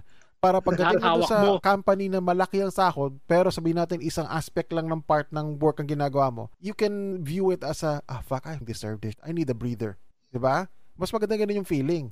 Kaysa sa nagsimula ka sa ganun, tapos syempre, marirealize mo, ay shit, kailangan ko pala ng ibang experience. Hanap ka na ibang experience. Hindi nila kaya tapatan yung sahod mo. Kasi mataas ka na sa una eh. Syempre, hindi alanganin papayag ka na mas mababa. Diba? Yun. Kaya medyo magiging kumbaga yung hierarchy medyo may iba. Kaya mas maganda, doon ka muna sa mababa talaga. I mean, hangga't maaari I'm not saying, we're not preaching na yun ang kunin mo. We are just saying na that is the better approach. We're not saying it's the right approach, pero it's a better approach. Kasi kumbaga eventually doon mo rin ma-realize kung bakit siya yung right approach. Di ba para sa mga games lang yan eh. Level 1 muna bago level 20. Hindi, kumbaga i-charge yung experience na lang natin. Makikita naman nila sa experience natin pre, na kung saan talaga tayo nagsimula tayo talaga sa mababang sahod. Okay lang naman humangad na malaki, pero kumuha na rin kayo ng mababa, at least marami kayong matutunan. That's true. Andiyan naman si our Professor Chester, tuturuan naman niya kayo. Willing na magturo. Willing. Ako rin, pwede yung willing din ako magturo. No, Mark, willing din ako magturo. Actually, interview yata natin to Mark eh. Nung maging professor. May potential naman kayo eh. Hindi, wala mangyayari. Kasi ako hindi ko rin inisip na magtuturo talaga ako. I mean, dumating na lang talaga. Yung pero opportunity, sa batch natin, sinong kilala mo mga nagtuturo? Wala eh. More on sila eh. Nasa mga firm sila eh. Kasi ikaw lang nakita ko may yung mga estudyante. Ako lang yung napunta sa academe. Kasi minsan every year, di ba, meron tayong NatCon, merong hiwalay na seminar din yung mga nasa academe na architect. Doon sinasabay namin sa NatCon siya. So that's why doon namimit ko yung mga dati natin prof. So medyo awkward kasi parang kulig ko na sila, parang ganun, di ba? So minsan parang feeling ko student pa rin ako pagkakausap sila, di ba? Kasi talaga yung respeto mo sa kanila. Andun pa. So that's why ang hirap din pagka nag-meet kayo lahat ng prof ng iba't ibang university, colleges, So pag damit pa sila, dito si sir, medyo nakaka-stress. Yeah. Pagka kumbaga I could only imagine maybe it's like that. Pag na-meet ka nila, they will see you as their equal kasi professor ka na. Kumbaga proud sila naging professor ka na eh.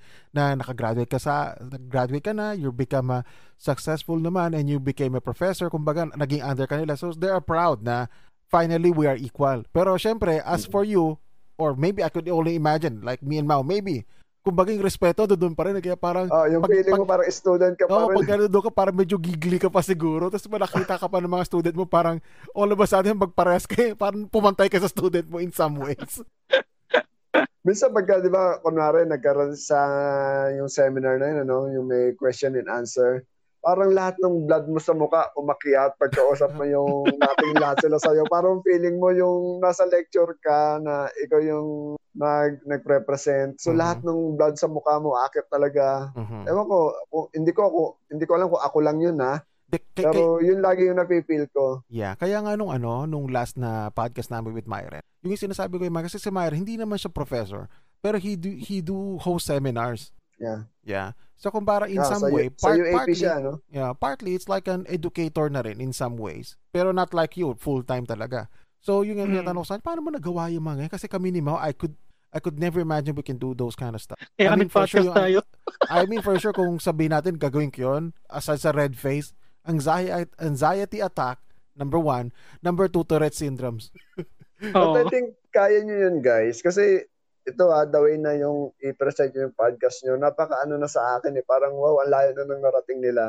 Siguro sa inyo, sa sarili nyo, hindi nyo nakikita yun, pero ako, the way na yung when I listen to your yung podcast nyo, ang ganda, okay pakinggan. Hindi siya awkward na yung parang, ano ba yan, parang trying hard. Hindi ganun eh. Okay. Parang ang maiisip ko parang, wow, very professional na the way they talk. yung mga topic nyo, magaganda. Wag lang ako masyadong masaya. Kung Well, masyado ako masaya, may nasasabi anyway, ako I just want to say, number one, thank you. Number two, that is an illusion. A mirage.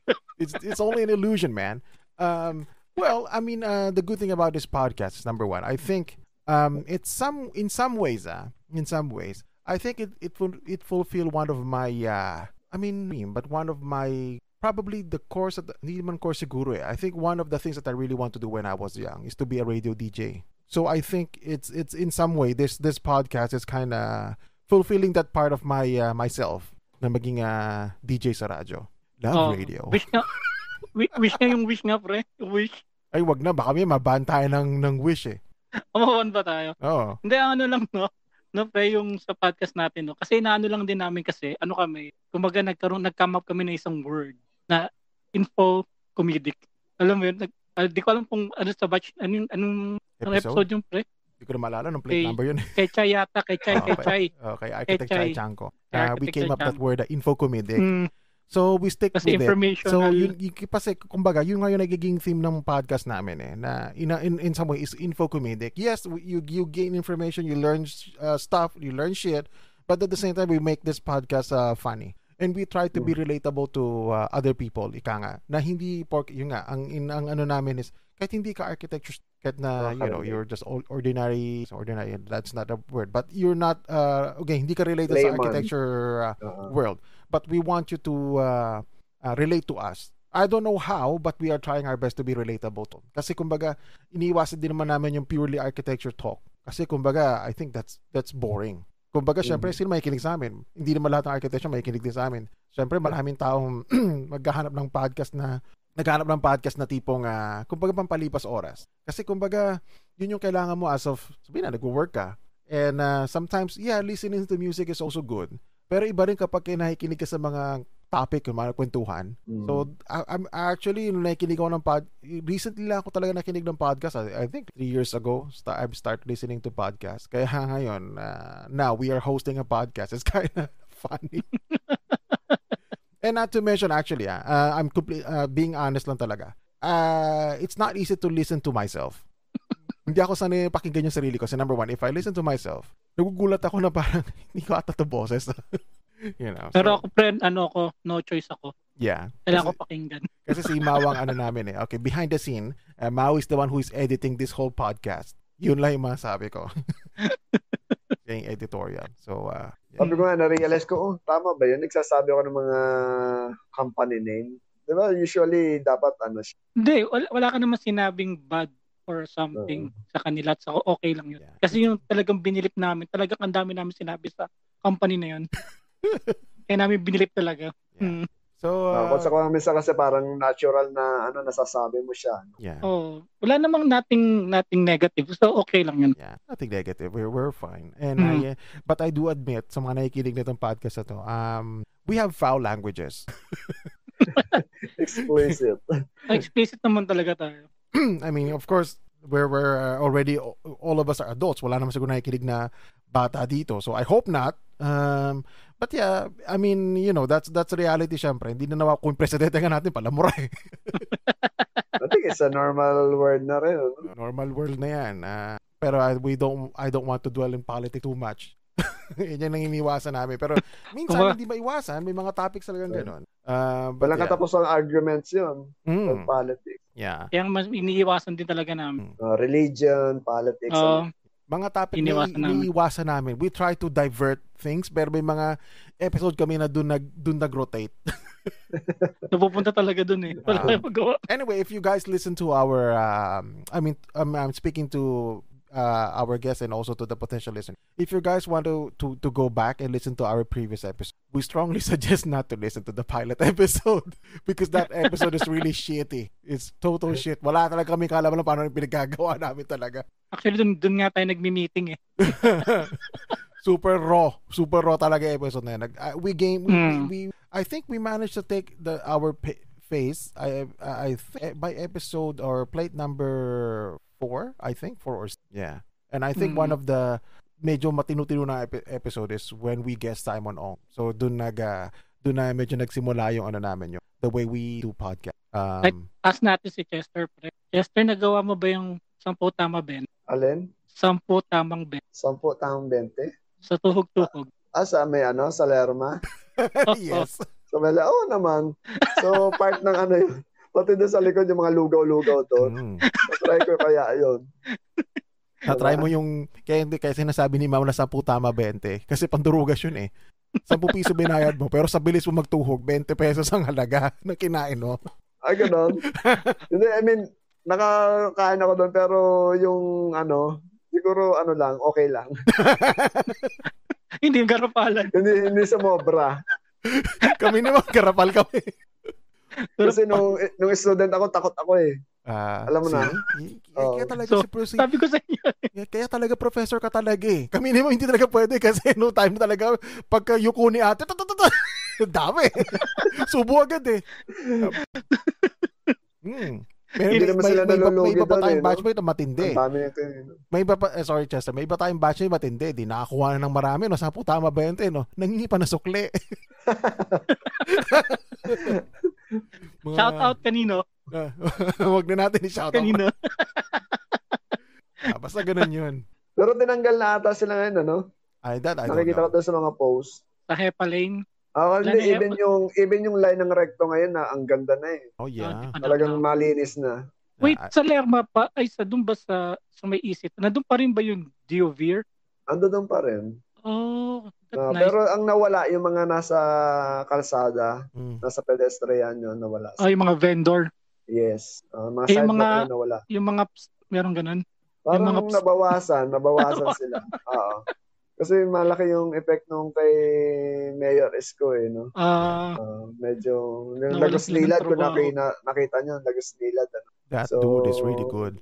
He really works. Yeah, he really works. Yun yung mga ibang mga politician na I hope hindi siya magbago. Pero so far, I think he's really consistent. He's really sincere sa ginagawa niya. I mean, again, napunta tayo sa politics, pero wala tayong binaba siya. We're just saying about, no, because kasi ganito yan. Yung una kasing labas ni Mayor is, kumbaga, lagi siya nag-live, nag-Facebook live, lagi niya pinabakit ang ginagawa niya. And syempre, maraming taong parang hindi naman sa naiinggit or kumbaga sinasabi parang stunt, that's just a stunt, you know, parang pang ano lang yan, para lang papansin lang yan, para I think rumor, magkarang tatakbo siya na senator or what.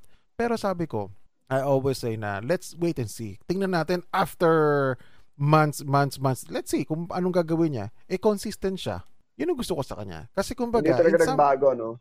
In some ways, kaya ko rin nagustuhan yung style niya. Kasi, ganito lang yan. Layong mga Pilipino, mahilig tayo mag-complain.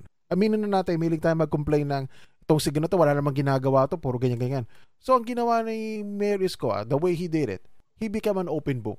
As much as possible, kung kaya niya pakita, yung papakita niya sa'yo. Pero pag may mga time na during the meeting na medyo hindi na pwedeng pakita sa public, of course, hindi niya papakita yon. Pero kung maganda sa kanya, hanggat pwede niya ipakita transparency sa buong public, papakita niya talaga. Kaya makikita mo talaga yung ginagawa talaga niya. Diba? And alam ko nga maraming sumisira sa kanya na keso ganyan, bawal ka mag-model ng ito, whatever. Okay, sabihin natin kung bawal. Pero kumbaga alam ko din yung fine line between public service and yung medyo na maaring may bina-violate siya, hindi natin masabi talaga kasi hindi naman tayo lawyers 'di ba? Pero ang what's important for me na hindi naman dahil sa taga Manila ako, pero I'm just saying na yung result talaga niya. May kita mo talaga you know, he really do something about it. So I do hope na kumbaga hindi siya magbago and I do hope na patuloy pa.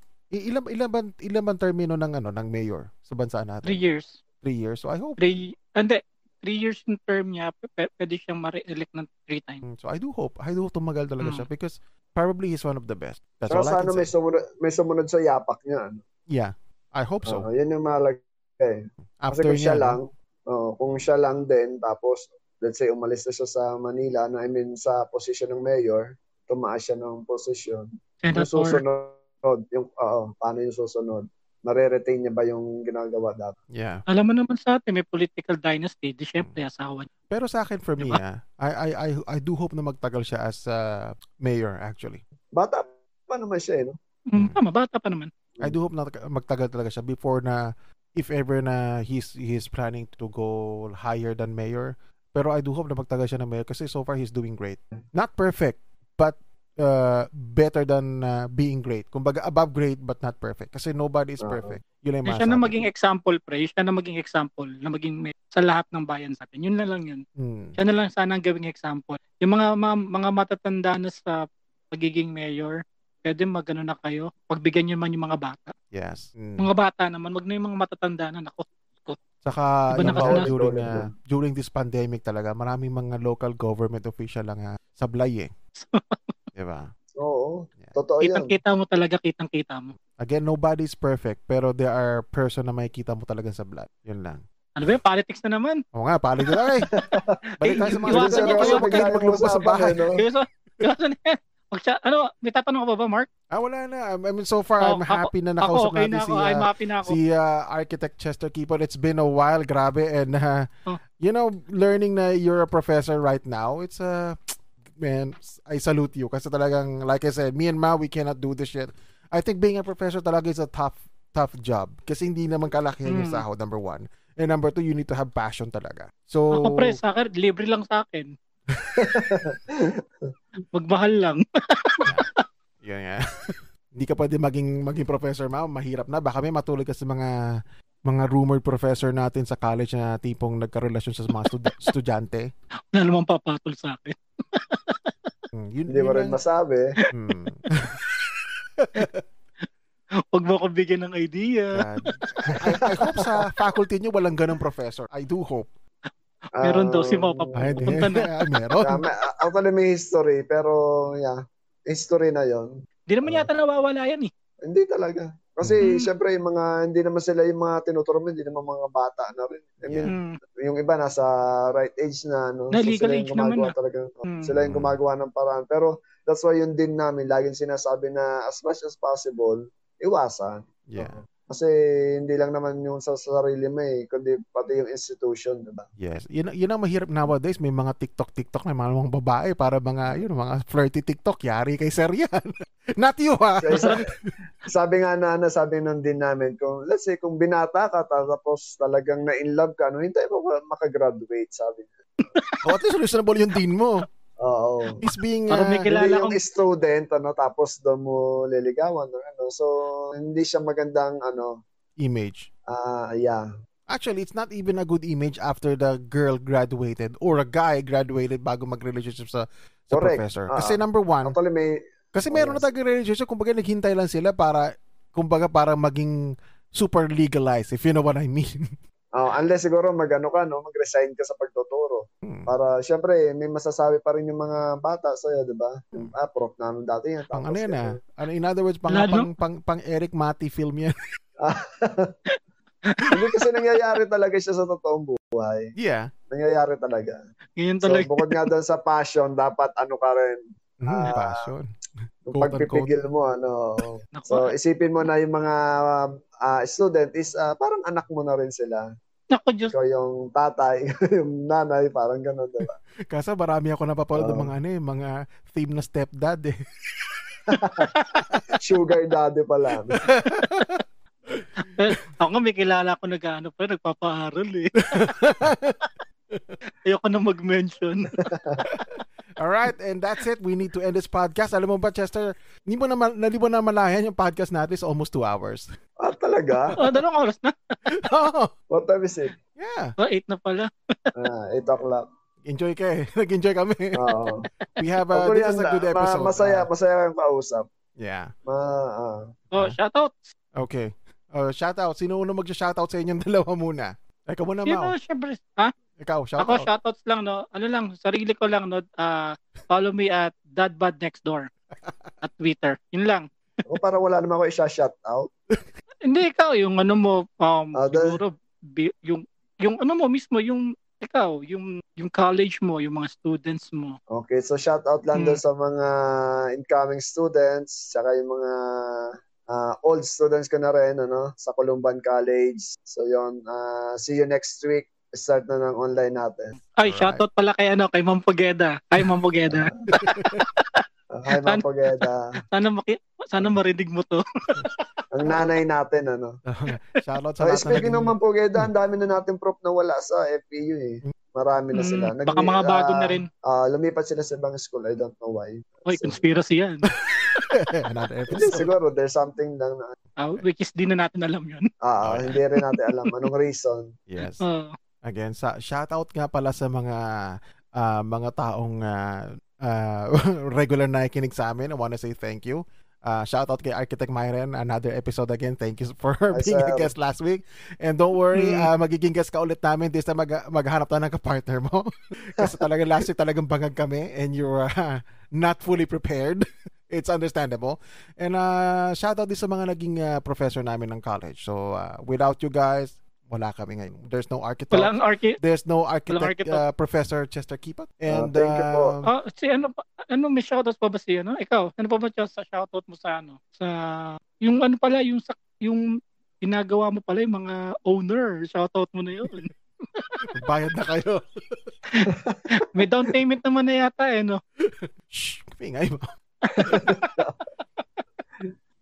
Ano? Sige, Mark, yung natin, yung mga natin. Oo nga, ipa-plug ko na rin pala yung mga mga aming mga social media. Follow us on Twitter.